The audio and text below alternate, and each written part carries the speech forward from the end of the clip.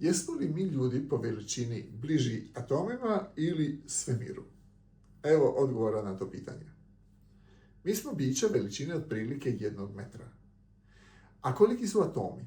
Najrašireniji atom u prirodi je atom vodika, koji je i najmanji atom. Njegova veličina je otprilike 10 na minus 10 metara.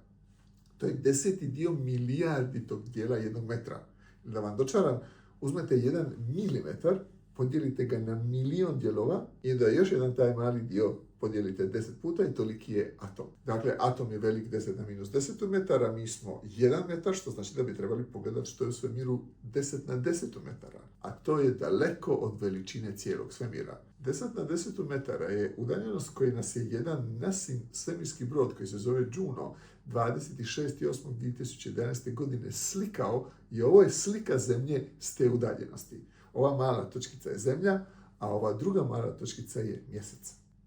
Dakle, puno smo bliži atomima nego svemiru. Ali možemo mi s najmanje strane otići možda još dalje i pogledati kolika je veličina protona.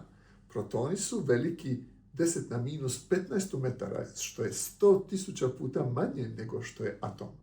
Onda bi trebali pogledati s druge strane što je 100.000 puta udaljenije od 10 na 10 metara ili što je 10 na 15 metara. To je otprilike veličina našeg solarnog sustava, što je opet daleko od veličine samog svemira i zaključak je opet da smo bliži protonima nego što smo bliži svemiru.